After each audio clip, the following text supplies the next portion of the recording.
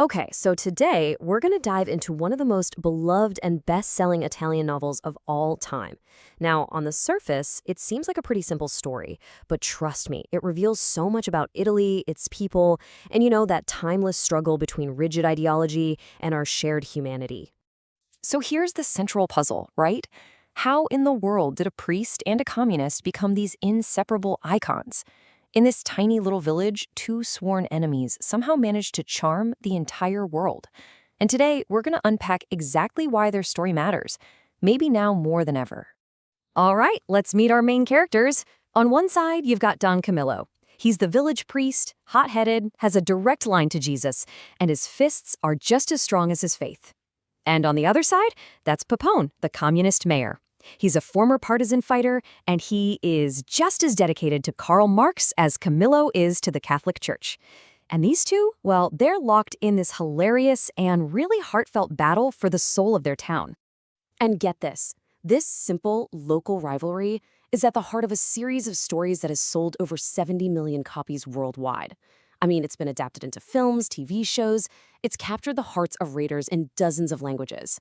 So what is it about these two that just resonates so deeply with people? But to really understand their story, we first have to understand the world they lived in. This isn't just any old village. It's basically a microcosm of Italy in the immediate, totally chaotic aftermath of World War II. So picture this. Fascism falls in 1943, the war ends in 45, and it leaves this massive power vacuum. The old way of doing things was just gone, and the entire future of the nation was up for grabs, which set the stage for a brand new and pretty fierce ideological conflict. And right in the middle of all this turmoil, that's when the first Don Camillo stories started to appear. The end of the dictator Mussolini was incredibly violent. He was captured and executed by Italian partisans, and it symbolized this really brutal end to a dark chapter. I mean, his body was hung upside down in a square in Milan. It was this stark public declaration that fascism was dead. But the big question was, what's going to replace it? And this created a whole new political and cultural battleground, which basically mirrored the start of the global Cold War. So on one side, you had the Christian Democrats, and they were backed by the Catholic Church and the USA. On the other side, you had the Italian Communist Party, which had earned this huge amount of popular support because of its heroic role in the resistance. This national tension, that's the very air that Don Camillo and Pepone are breathing. And all of this national tension, you can see it reflected in the unique and, let's be honest, sometimes contradictory culture of the Italian people. To really get these characters, you have to get the culture that shaped them. Let's start with their relationship with faith, which is captured perfectly in this little story from the author. So there's this desperate farmer, his son is near death. He marches right into the church and puts a box on the altar. He has a message for God, and he tells the priest to pass it along. And the message is the quote you see right here. And that box, that just contained 5 kilograms of dynamite. Now that might sound totally blasphemous, right? But it's a brilliant illustration of a uniquely Italian trait. Their faith is deeply felt, for sure, but it's also intensely practical and personal. It's not some abstract theology. It's more like a negotiation. God is powerful, yeah, but he's also expected to listen to a reasonable, if a little explosive, request. And hey, by the way, the son survived, so you know. Then there's the family. Italian family life revolves almost entirely around the mother. The father is often this remote figure. He's out working, while the bond between a mother and her son, they even have a word for it, mammismo, is basically sacred. This creates this incredibly powerful matriarchal influence that shapes everything from, cooking to politics. Next up, we have this concept of bella figura, which translates to the beautiful figure. And this goes way beyond just fashion. It's about the huge cultural importance of your public image, of presenting yourself with style and dignity at all times. And this dedication to appearance comes with some very strict unwritten rules. For instance, showing even a tiny bit of bare leg between your sock and your trouser cuff, a complete and utter disaster. Wearing a short-sleeved dress shirt under a jacket, absolutely unthinkable. For many Italians, how you look on the outside is a direct reflection of your inner character and your self-respect. So let's see how all of this comes together. We're going to go back to our two rivals, Don Camillo and Pepone, for a moment that just strips away all their politics and reveals what their connection is really about. So the communist mayor Papone, who hasn't been to confession in 3 decades, he finally goes, and he confesses to beating up a political agitator who also happened to be a priest. Now, listening on the other side of that screen is Don Camillo, the very priest who got beaten up. So he starts arguing with the Jesus on his crucifix, who tells him, you have to forgive, your hands are for blessing, and Camillo agrees, and then he uses his foot to give Papone this mighty kick. But Papone just gets up, dusts himself off, and with a grin says, I was waiting for that. And in that single moment, a score is settled. They aren't a priest and a communist anymore. They're just two men who understand each other on a fundamental human level. They know the rules of their rivalry, but they also share this deeper bond of mutual respect. That kick, it wasn't an act of hate. It was an act of understanding. And all of this brings us to the final, crucial point. Why does this story about a tiny Italian village resonate so powerfully across the globe, even after all these years?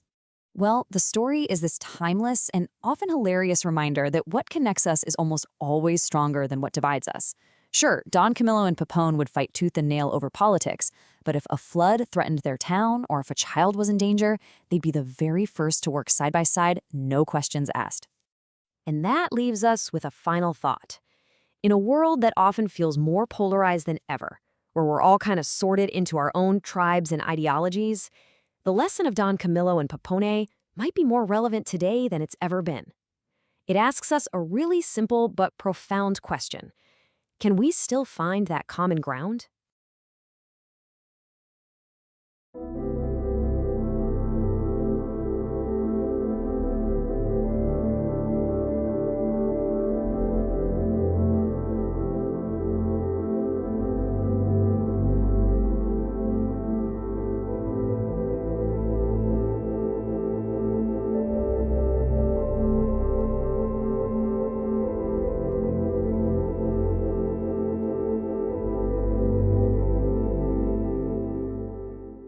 Picture this, a small Italian village, right after the war. You might think it's a quiet place, but you'd be wrong. It is absolutely buzzing with conflict, with humor, and with some of the smartest, most cunning characters you will ever come across.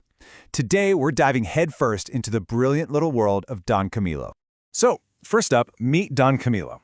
He's the local parish priest, and let me tell you, this is a man whose faith is just as strong as his fists, and he's not afraid to use either.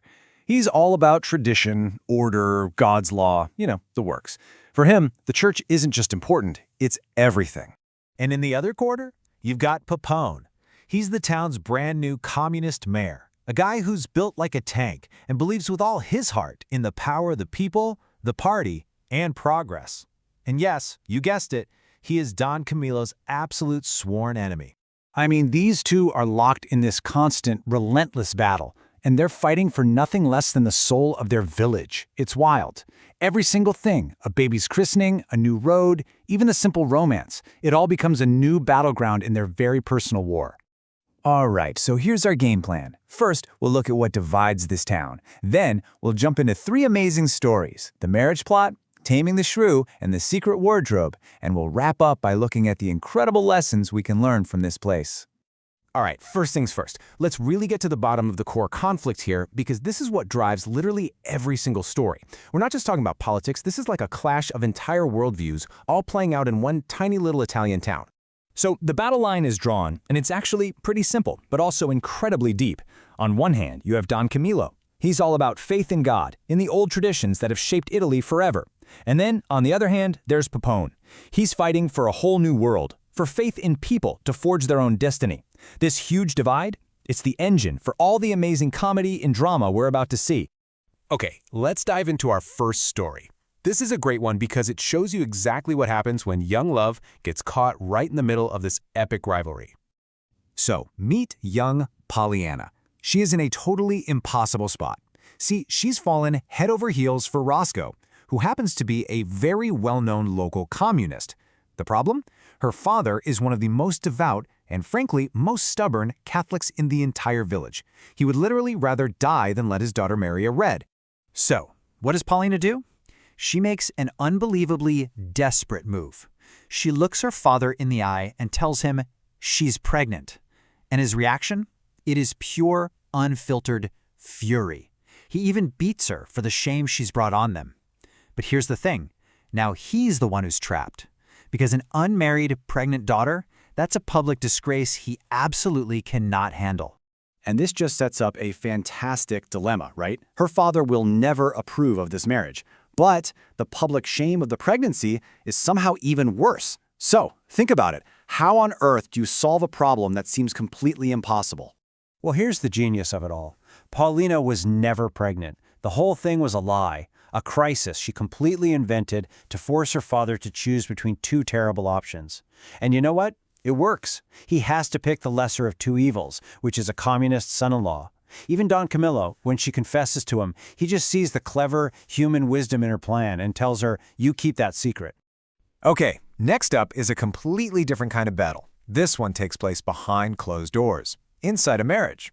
We've got this poor, timid shopkeeper, Alfredo, who is just, well, he's terrified of his powerhouse wife, Zana. Alfredo's life is just miserable. So first, he goes to Don Camillo, begging for help. But his wife, Zana, basically tells the priest to get lost and throws him out. So, completely desperate, Alfredo goes to the last person you'd expect, his political enemy, Mayor Pepone. And together, they come up with this absolutely wild plan. Alfredo joins the Communist Party. Not because he believes in it, but just to get the uniform. He puts it on, walks home wearing all the party symbols, and for the first time in their marriage, his wife is completely, utterly speechless. And his reasoning, when you hear it, is kind of brilliant. He tells Pepona, look, the only thing she's ever been afraid of is a uniform. Back in the day, I had to join the fascists to keep her in line. Now, I need yours. For Alfredo, it was never about the politics. It was all about the symbol of authority. Oh, you are going to love this next one. It's just a perfect little story about greed and getting what you deserve. You know, poetic justice. So a very kind and wealthy woman in the village passes away, and immediately her greedy, estranged relatives swarm in. They plan to sell off everything, I mean everything. The land that the town's orphanage and nursery depend on, gone. The two loyal servants who worked for her for 15 years, fired. They squabble and divide every last spoon until only one single item is left, this one beautiful, valuable wardrobe. And of course, neither side will give an inch. Their greed is just so intense, so absolute, that they actually decide it's better to destroy the wardrobe completely than to let the other side have it. So they get a carpenter and tell him to saw the thing right in half. And this is where it gets good.